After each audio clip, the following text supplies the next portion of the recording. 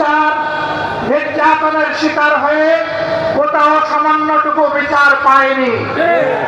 বাংলাদেশ দুর্নীতিতে ভেসে গিয়েছিল, দেশের টাকা লুণ্ঠন করে বিদেশে পাচার করা হয়েছিল।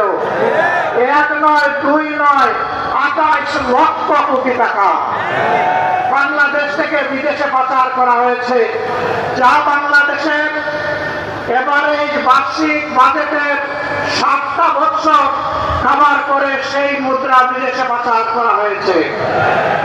তারা আমাদেরকে উন্নয়নের কথা বলতো, তারা উন্নয়ন করেছিল তাদের নিজেদের, আর তারা রাস্তাঘাট এবং দালান তৈরি করেছিল রোডের বদলে বাঁশ দিয়ে। একবার একটা মেয়েকে এরকম একটা ডিবেটে বলতে শুনলাম যে আজ যদি কবি বেঁচে থাকতেন তিনি বলতেন বাঁশবাগানের মাথার উপর চাঁদ উঠেছে ওই, চাঁদের জায়গায় চাঁদ তো আছে, বাঁশগুলো সব কই, সব বাঁশ উদা হয়ে গিয়েছিল। সম্মানিত দেশবাসী, পেশিবাদীরা আমাদেরকে উন্নয়নের গল্প শোনাতো, বলতো বাংলাদেশ এখন সিঙ্গাপুর, বাংলাদেশ এখন কানাডা। হ্যাঁ, বাংলাদেশ কানাডা হয়েছে কাদের জন্য? কারণ তারা পালিয়ে গিয়ে কানাডায় বেগমপাড়া তৈরি করেছে। বাংলাদেশের টাকা ব্যাংকগুলা লুট করে ডাকাতি করে সিঙ্গাপুরে নিয়ে তারা ব্যবসা প্রতিষ্ঠান গড়ে তুলেছে। সম্মানিত বন্ধুগণ,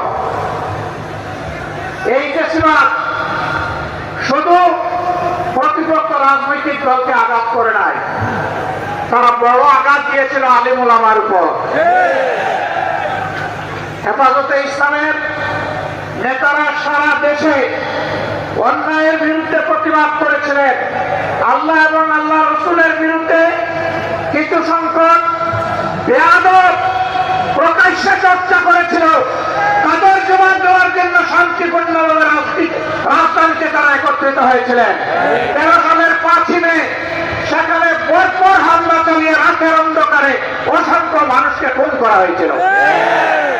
এতগুলো আলেম ওলামা, হুফাজে কেরাম, আইকাম, তাদেরকে হত্যা করার পর, খুন করার পর প্রখ্যাত প্রধানমন্ত্রী বলেছিলেন কেউ মারা যায়নি, ওখানে লাল রঙের যে তরল পদার্থ দেখেছেন এটা মোল্লা মৌলবীরা কিছু রং ছিটকে রেখেছিল। লজ্জা! মানুষ খুন করার পরে আবার মানুষের রক্ত নিয়ে উপহাস, এটাই ছিল